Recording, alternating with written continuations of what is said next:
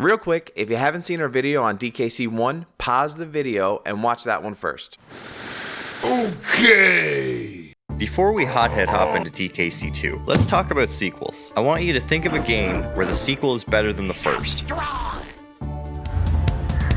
Why is that?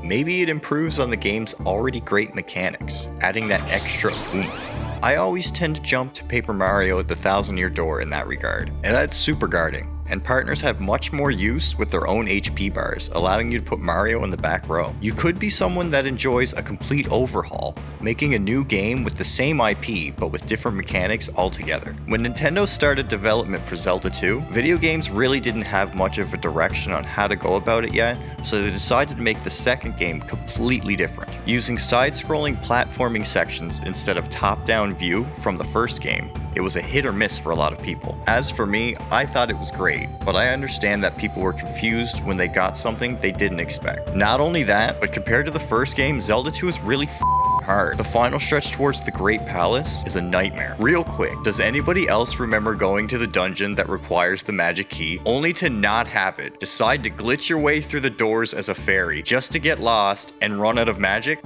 No? Just me?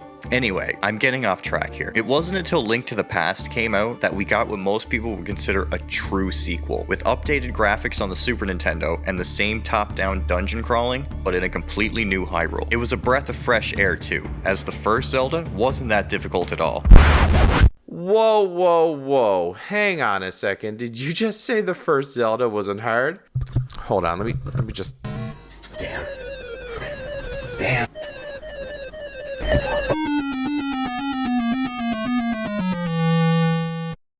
No, okay, great. Now that we all agree that I suck, let's try DKC2 after our journey through the first.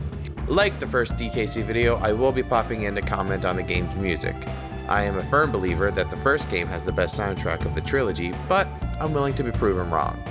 Also, this one will have a tier list, so you can better visualize my opinion of the soundtrack. Oh boy, okay, I love this game. Right off the start, we're hit with DK being kidnapped by Captain K. Rool. He's better than King K. Rool, because pirates are just inherently better, duh. You can't beat me when I'm wet. As Diddy, we sail to the new world of Crocodile Isle with our girlfriend Dixie, Hey, Dix! in search of our buddy. Kicking our musical journey off, let's quickly go over some of the songs you hear before playing the game. The opening song is fantastic, immediately showing the player that they are in for a swashbuckling treat. The song literally encapsulates the visuals of opening up a treasure chest and seeing all this gold in front of you. High A tier. Steel Drum Rumba plays when you select your save file, and honestly, it's okay. It's very file select, very Nintendo. Harmless, but nothing to write home about. C tier.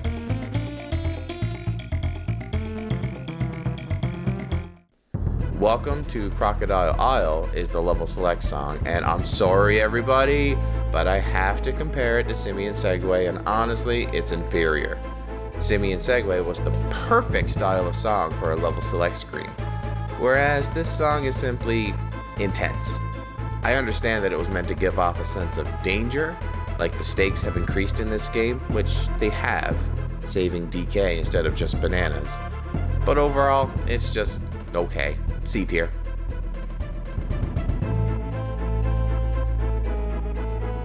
I'm gonna lump the bonus intro and Token Tango into one for this video.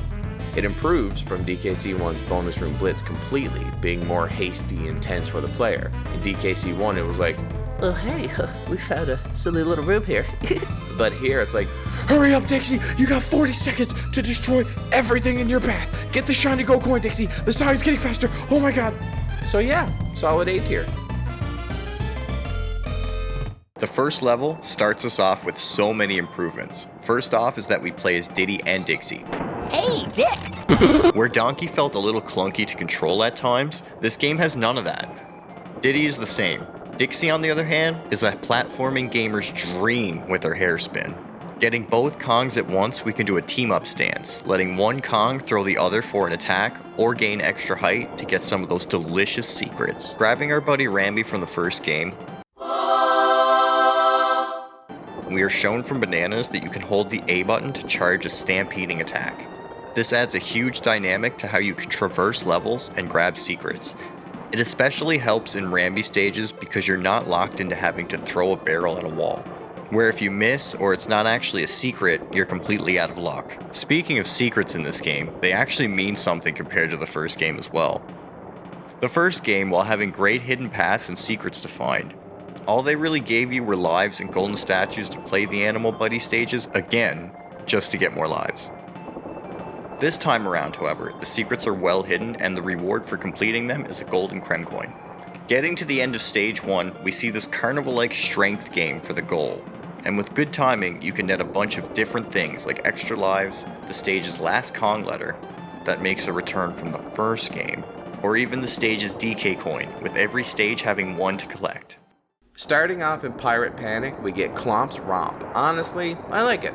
It follows a similar pattern to DK Island Swing, where it builds up from nothing into something catchy and relevant to the level it plays in. Though I do have one issue. If you enjoy finding bonuses like me, the song will often cut out before it gets to the good part, so you're left with just ambient noise for most of it. One could argue the same of DK Island Swing, but at least that song has some fun bass beats at the start that were, still fun to listen to as opposed to ship noises. Overall though, judging the song purely for what it is, I give it a high B. Main Brace Mayhem shows us even more mechanics in terms of climbing up and down ropes adjacent to each other, or even moving vertically. Oh, look at that! A cannonball! I can use that as weapon multiple times, and, a cannon! More secrets? I love secrets. My family has lots of them. Alright, hear me out. Jib Jab. The song that plays in this level, instant S tier. One of the best songs on the soundtrack. Oh my god, everyone, do you hear this song? How it invokes the sense of awe, wonder, nostalgia, and yearning for adventure after every jump, hairspin, and roll. This song is in my top 10 favorite video game songs, hands down. While DKC has more consistently good songs in my opinion, DKC 2 very much throws in random 10 out of 10 experiences for the player to enjoy. It is a well-deserved S rank.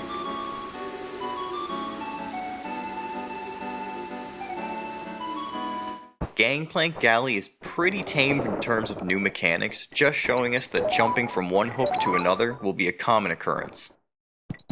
We've also got chests that we can use to break off of enemies for all kinds of goodies, including banana coins to spend.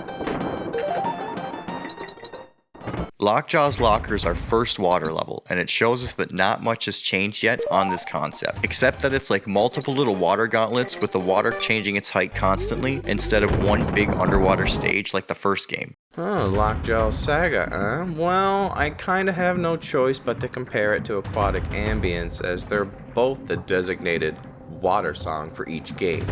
As I stated in the first game, Aquatic Ambience is obviously good for what it tries to do, which is to literally be ambient. So it's not easy to compare since this song isn't trying to do that at all. It's much more tense, giving off a sense of danger and worry of what's about to appear in the water. I think it's a decent song, but honestly, it's not doing it for me. It makes me feel like I'm drowning as opposed to swimming, if that makes sense. I give it a C tier.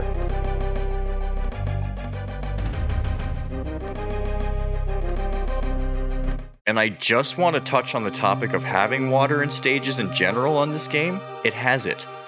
What do you mean? The first game has water. Yes, but for some reason, locked to stages that are underwater. The second game doesn't have that problem, making you swim across sections during the stages on land. I mean, hell, the stage with rain in DKC 1 didn't even have puddles. Yeah, that's a fair point. Even stages in Super Mario World had water sections in caves to change the dynamic of the stage in its entirety.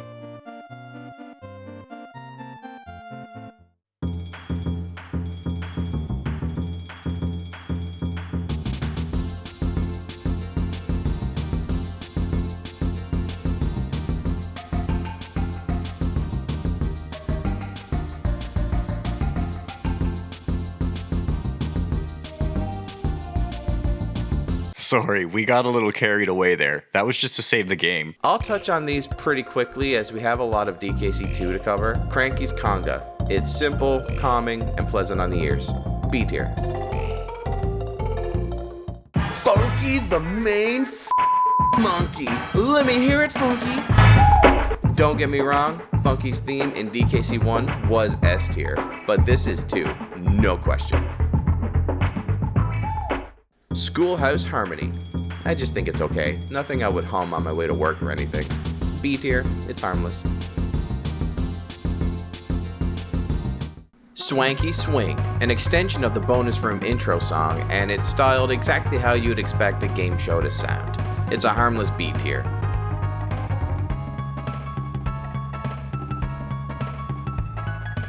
Topsail Trouble introduces a new animal buddy to the roster, Rattly. I hate Rattly. It's the one thing that brings this game down in my opinion. While the game does a great job at making vertical sections in the platforming game interesting for the most part, Rattly is really janky with his hitbox, and charge jumps, I swear, always decides that it's not going to work when I need it. The first boss already has more personality than every single boss in TKC1. Using his eggs to attack him while avoiding the duds can be tough for the first time. We're a little silly. Let's try that again, man. Don't worry about it. Boss Bossa Nova plays when fighting the bosses in this game, and it is immediately an improvement from DKC1. You actually get to listen to the song, first of all. The bosses are more complex in this game too, so you have time to enjoy the music. Is it groundbreaking? Not at all. But does it execute our expectations? I believe it does. And this is another solid B tier, probably high B tier. Wait, no banana?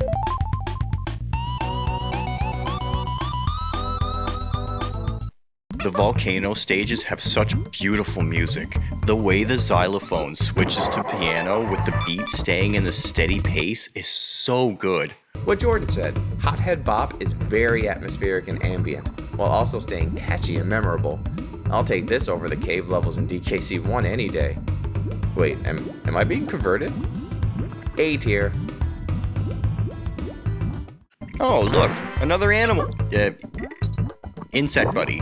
Actually, Jordan, a Squitter isn't an insect, it's an arachnid. So basically, if you look at the This one is Squitter the spider. He can shoot webs to take down enemies from a distance, which makes levels trivial. And he can even make platforms to stand on, making pitfalls and pools of lava cake to walk across. When beating Hothead Hop, we notice this path going up to Clubba's kiosk. He gives us the option to pay 15 Creme coins to enter this barrel? Well, we don't have that, so let's fight him. Fight him. Ow. Touché, Clubba. Touché. Clubba's reveal sounds like farts. Like, he's a giant farting wall with a club. The song's fine, but I'm sorry, all I hear is farts. Bwomp, bwomp, bwomp, bwomp, bwomp. It's a low C tier.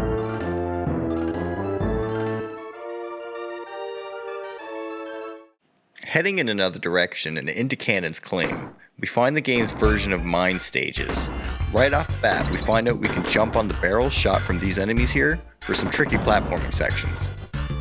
I'm going to quickly touch on this here, since this is where it starts. I'm not a fan of the barrel sections in this game, or the first, but they are a bit more manageable in this game. I despise every level that includes cannons clanking as its song, so it's a bit hard for me to stay unbiased when discussing the song itself.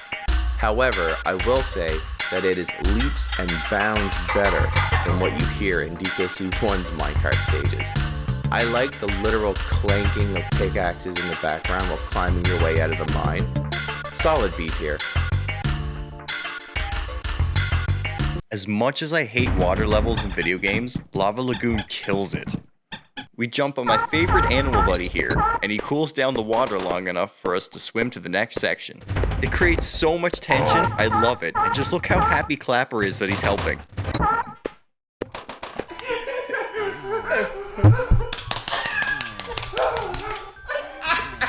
Red Hot Ride is rough, It's a double-edged sword for me in the way that I love how this game is constantly introducing new mechanics and gimmicks at every stage, but don't these balloons have weird hitboxes to stand on, and don't even get me started about trying to get Ramby's fat on these.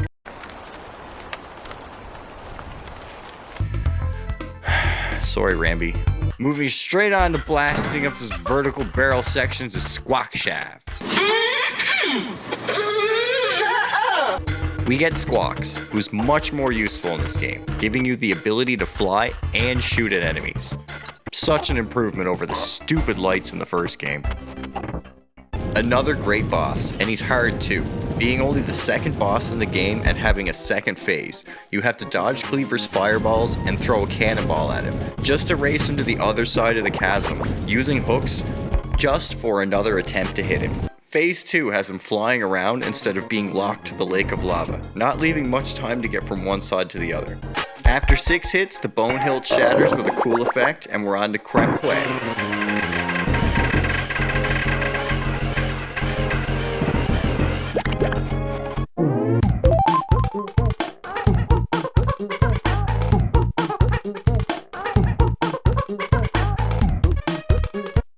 Kicking off Creme Quay with Barrel Bayou, I can actually get behind the barrel sections here. You can control where you're aiming with the D-pad and then shoot with the jump button. While they are timed, I much prefer doing this over the barrel sections of the other game.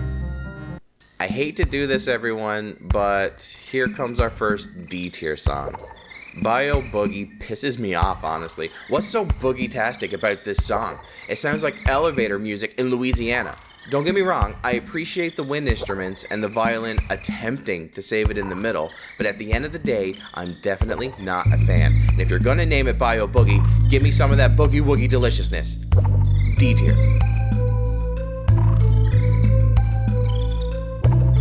Oh, come on, Rare, you were doing so well. Then you throw Glimmer's Galleon at us. The stage is awful. It's a dark maze, completely submerged in poo water.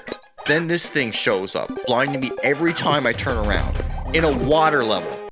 Up next is Crockhead Clamber, and I hope you've practiced your aerials. This level has a lot of chain jumping from dragonflies while dodging zingers, as well as tricky throwing sections for the DK coin. If you're a Dixie Wizard, this level is a breeze. Otherwise, you definitely need to take your time and time your jumps on the Crockheads. Good God, what's next? What? Wait, Brad, do you hear that? Oh, hell yeah. S tier, S tier, S tier. What a way to remix an already amazing song. See, when they included a song named Bio Boogie, Snaky Chanty is what I envisioned. It gets you swaying, swinging, and in your pants like, oh my god, it's like the final boss song from DKC1. I'm literally swaying my shoulders while typing out this script, a well-earned S tier in my books. Having said that, the stage you hear it in... Oh no, I have to use Rattly? Look, Rattle Battle isn't terrible. The music is amazing, but I just hate using this animal buddy. We're also introduced to this being the first transformation level, so we can't play it without Rattly even if we wanted to. It would have made much more sense to use him on the next stage, Slime Climb, because it's all vertical. To change things up with the mechanics of traversing stages with ropes, we have the water rising with the piranha that will eat you the second you submerge. I'm genuinely terrified of the ocean, so when the game lets you see the water rising in the background, it really makes things tense for me and stresses me out. Okay, hear me out on this. I absolutely hate barrel sections in Bramble Blast. It's boring, and having thorns literally everywhere is horrible level design. But it gets a pass for me because of Sticker Brush Symphony. It's like they knew they had to put the most calming song in the game in such a slow, rage-inducing set of levels. What? Oh, you wanted me to talk about Sticker Bush Symphony? Okay, first of all, I hate that it's officially called Sticker Bush and not Sticker Brush. So I'm going to be calling it Sticker Brush. Anyways, What exactly can I say about Sticker Brush Symphony that hasn't been said literally thousands of times? It's the fruitager arrow of music, a glimpse into what our future should have been. Is it S tier? Yes, obviously. But is it the best song on the soundtrack? For me, I'm gonna say no. I'd argue Snaky Chanty or Jib Jab holds that title. It's a solid S tier nonetheless. Oh shit, it's Clubba. Oh wait, never mind. He's Cudgel, I guess? This boss is hard. He jumps down from the top of the screen faster and faster without much telegraph on the timing. Then after that, he goes into a phase where he just tries to stomp you repeatedly. He can break your TNT if you get too close, making you have to redo a whole round of attacks. Either way, take him down and move on to the next world.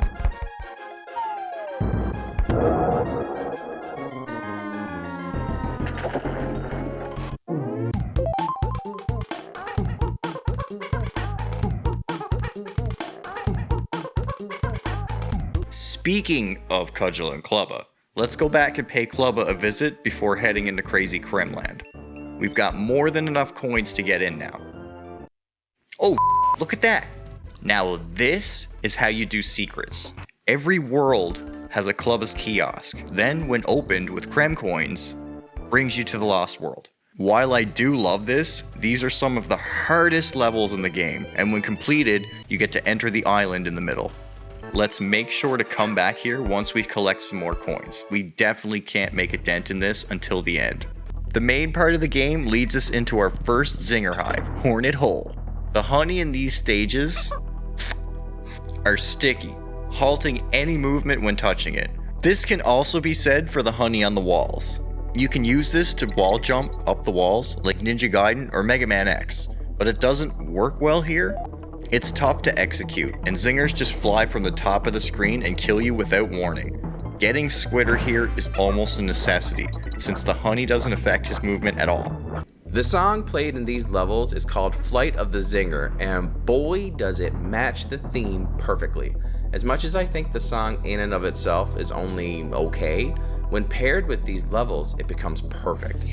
These levels are all about stressing out the player, and this song boosts that sensation.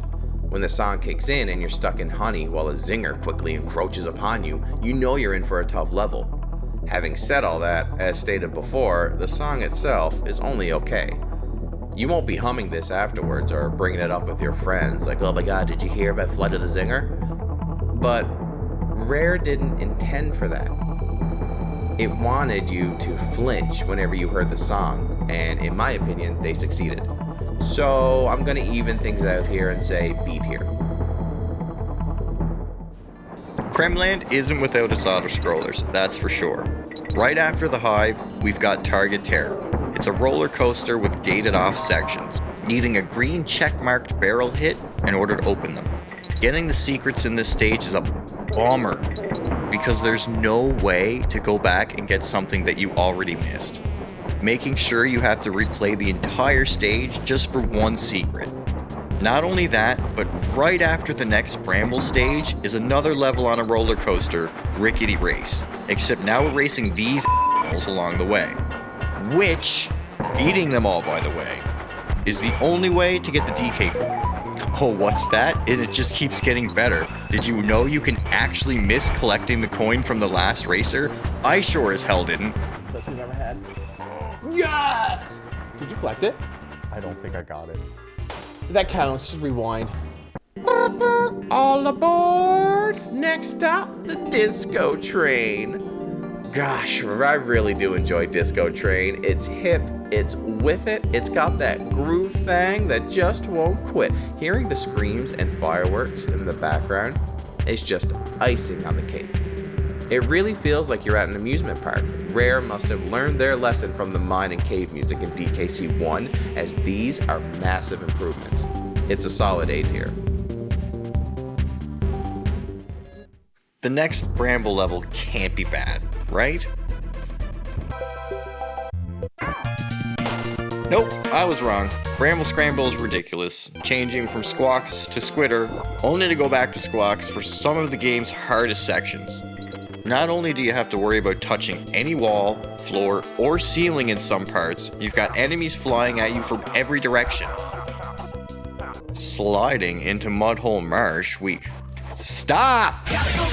We dodge mini crows raining down from us from each platform to the next, making it a stop-and-go situation. Our cannon buddies also make a return, giving you the opportunity to net another DK coin at the exit. This world hasn't slacked off a bit. Right into another hive, Ramby Rumble immediately slaps you in the face, having to traverse down these honey walls. There is absolutely no safe way to do this too. You have to jump away from the wall and drop down in a leap of faith while trying to stick again. The whole time, these zingers are flying up your ass. The ending is pretty awesome though, transforming into Ramby and racing the king towards the exit, all the while using his children as stepping stones to get from platform to platform. Imagine holding in a poo, and you're 5 minutes away from home, and this song plays. Run Ramby Run is perfect for what it intended to do, which is stress out the player. Having King Zing chase you down as Ramby is super fun and tense, with the music being a fun accompaniment to the race. I'm putting it in a low S tier. It still doesn't have that earworm factor like the others currently in S tier. King Zing's fight is crazy. It starts off with a Squawks transformation, and you are thrown into a room with the king to fly around and duke it out. Staying behind him and observing his pattern is crucial for the first half, as only hitting the stinger damages him. After a few hits, phase 2 begins, and he can summon a bunch of smaller zingers that can home in on you. Killing him fast in phase 2 is crucial to winning the fight unless you want to get overwhelmed. Take him out and push on ahead to Gloomy Gulch.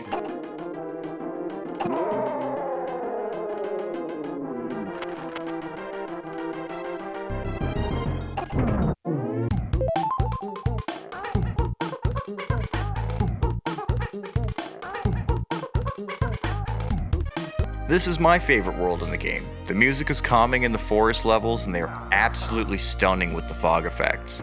Ghostly Grove has ghosts that appear and disappear at set intervals, allowing you to use them as ropes, adding a neat gimmick with the theme. Forest Interlude is beautiful and manages to give off a forest vibe without pushing itself too far into jungle territory, much like in DKC 1. It's relaxing and very much shows off the feeling of being in a tranquil forest, full of monsters and ghosts, but still a tranquil forest. A tier it goes. Man, this soundtrack is definitely surprising me. I was expecting a lot more C and D tier songs. Not only that, we've got this interesting auto-scroller in the game with Haunted Hall. You start on your cart with a timer and a skeleton ghostly figure looming over you. As the ride goes on, you can use the green plus barrels to increase your timer and avoid the red minus barrels before the end. If at any point the timer reaches 0, the ghost will kill one of your Kongs. Haunted Chase is good. I like the beginning the most, but it does ease out during the main portion of the song. It's not as stress-inducing as Run Ramby Run in my opinion, but it's fine. It kinda sounds like being on a tightrope at times, where one wrong move and it's all over. Overall, it's a solid B tier song. It's not incredible, but it's not horrible either. Real quick, I didn't touch on this much, but I love how going through all of these stages with Diddy or Dixie completely changes how to go about it too. On the earlier Bramble levels, Diddy was faster on the ropes, giving him a much easier time to avoid enemies. Here in Gusty Glade with Dixie though, yeah, we can pretty much just skip a majority of it, spinning our hair with the wind at our backs. My mom always said, you gotta give them that hot tub and you gotta spin on that thing. Hey, look at that! A hive level that doesn't suck. This one has you falling down this long hive shaft, using purple squawks as kind of a parachute. You can control the speed at which you descend with the D-pad to really squeeze into some tight spaces, including the first secret level.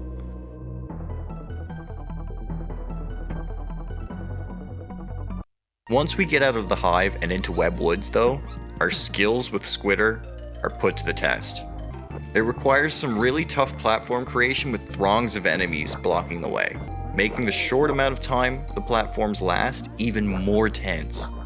This world's boss seemed like it was going in the same direction as DKC1, just reskinning a boss and giving it more health and iframes. I was wonderfully mistaken though, as this starts up with Creepy Crow summoning a bunch of mini crows to attack.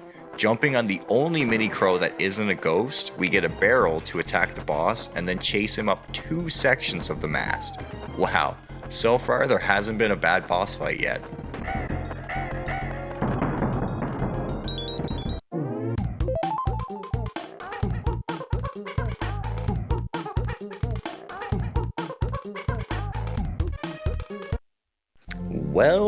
Well, we finally have an ice level in the game. You all know I hate ice physics in platformers. However, Arctic Abyss actually has nothing to do with ice physics. It's just an on-guard transformation stage. Not to mention, a really good one too. The music is beautiful, the secrets feel really good to get, especially with that mad dash as the water level lowers, and to the DK coin, so good. A little fun fact for all of you watching. I had this song playing in the background when I was writing the script for this video. Now I feel bad for what I'm about to say, Jordan. I think this song is beautiful too and incredibly serene, but I also think this song sounds like a cast roll song. Like, it sounds like if you've already beaten the game and the credits are showing. I very much prefer the ice levels in DKC1 as they felt more atmospheric and true to the level. Now, don't get me wrong, the song is still B rank. Like, I don't think it's bad. I just think there's better songs in the game.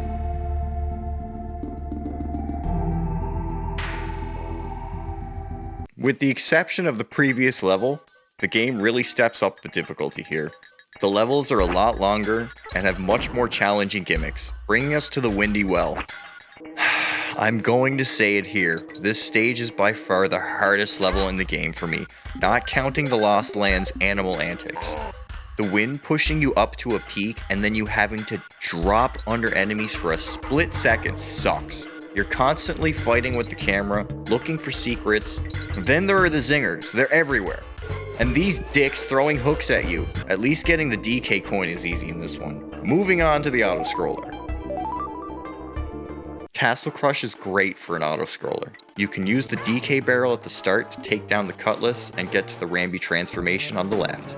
The best part about this stage though, is the transformation ends with a chance at a bonus, and then into a Squawks transformation through this secret wall. It ends with a tough section of clamps throwing hooks from behind walls for a tense finish. I hope y'all like Crook's merch. You're gonna be hearing it a lot in this world.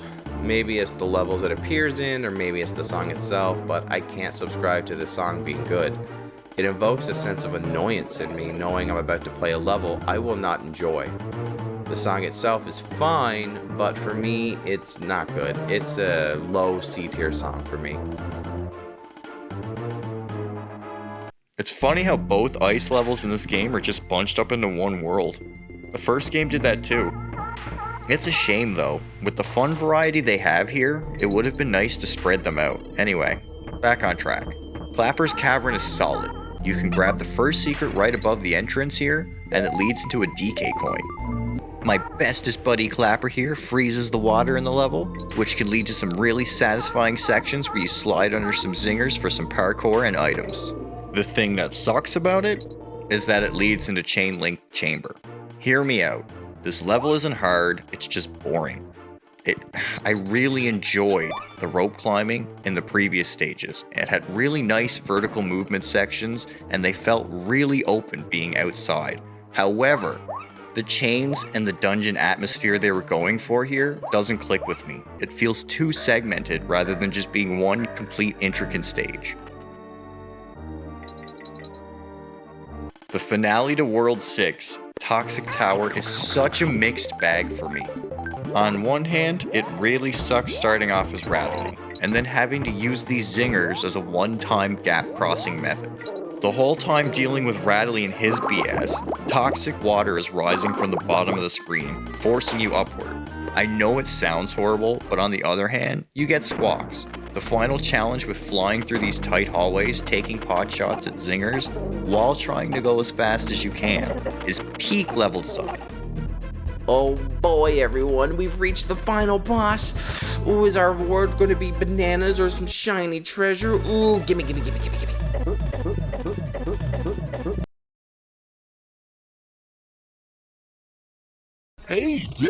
Pass, got a scram. Forgetting about something unimportant and moving on to the last level, we have to use everything we've learned up to this point as Diddy and Dixie in Screech's sprint. Not only that, the second half of the stage is a race against Screech while playing as Squawks. This level tests so much patience, but you can't be patient. You have to win the race. But if you go too fast, because it's a Bramble stage, you can't touch anything. Well, They were already in the college part. Oh, okay. He won already? How's that possible? She's stuck in the wall there. I got stuck in the wall. Nah, I shouldn't be playing.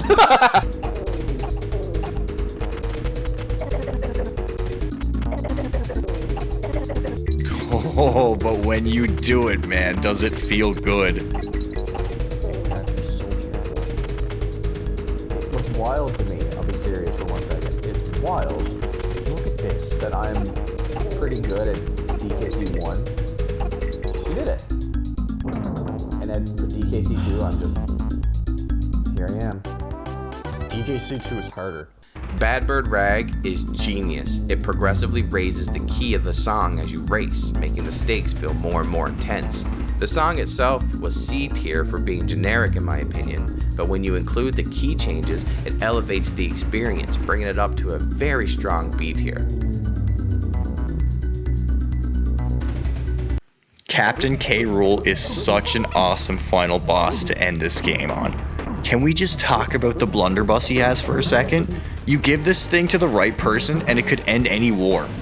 After shooting these steel balls, he charges across the screen a few times before using Kirby's neutral B. Using this opportunity, we can throw a cannonball in and jam it in for damage. Here's the thing though, Doom Guy here decides after taking enough damage, he's just gonna hit a number on his keyboard and change it all up. Straight shooting projectiles? Check. Bouncing or even curving shots? Check. Magic? Why not?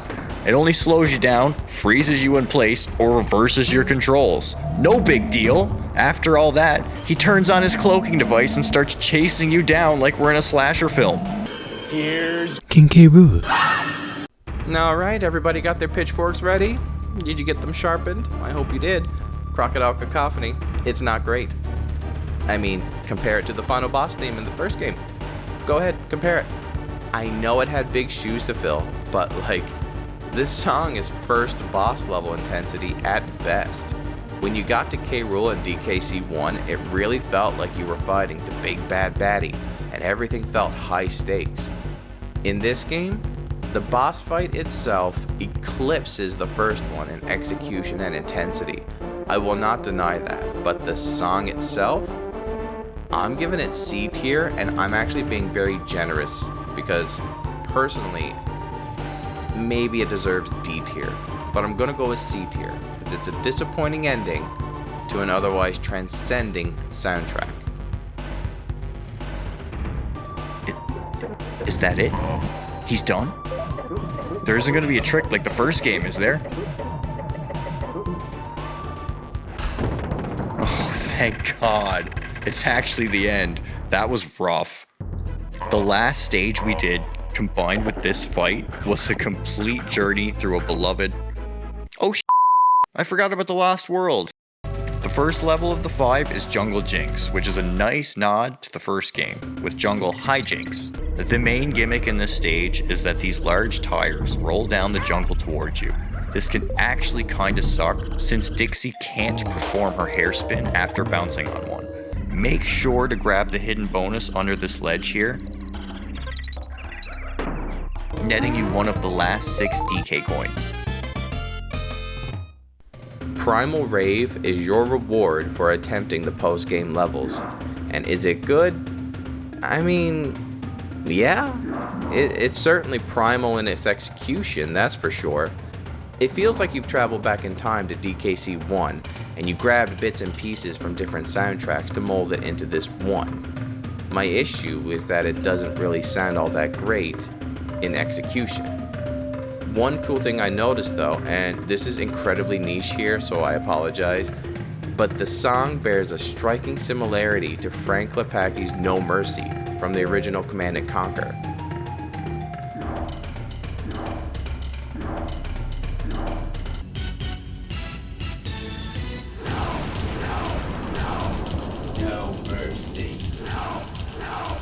A soundtrack I adore, by the way. Primal Rave is a low B tier. It's not bad, but it's not great. Heading back to Creme Quay to do Black Ice Battle shows us that the game could throw some pretty difficult ice mechanics at the player. I'm not gonna lie here, I actually found this level pretty easy.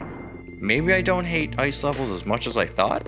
Anyway, hug the right when you fall down each section so you don't miss the cannonball for the secret in this level. Just be careful not to despawn the cannonball when you jump on this flitter here to the left. A quick little tip here, you can farm lives really reliably in this corner with the black clobber every time you die, so even if you have trouble, you can get through it eventually. Alright, so Clobber Carnage has a lot going on. We have the obvious gimmick of throwing so many different kinds of clobbers of all kinds. Not so bad. Next up, the level starts throwing these timed barrel sections. Still not bad. The thing that really had me stuck is the ending section here, where you have to keep riding this barrel to the right and shooting around these zingers. It's really difficult, but damn does it not make for some tense and fun gameplay. Quick note, don't miss the hidden secret up here behind the goal. After such a stressful level, we go into Fiery Furnace and it's fun. You have these sections where you control the floating barrel to shoot into another, then around these zingers like an obstacle course. The secret for this level is really unique, making us control this floating barrel through this tight Bramble sections. Wait, that's it? Huh, I thought there was supposed to be some of the hardest levels in the game. I found World 6 and Screech's Sprint to be way harder than this. Drum roll, everybody. It's finally time. It's the hardest stage in the game, Animal Antics. It has us doing multiple smaller challenge levels with our animal buddies to get to the next. Rambi starts off with a pretty easy section, and the second isn't so bad as long as you take your time and avoid the cannons.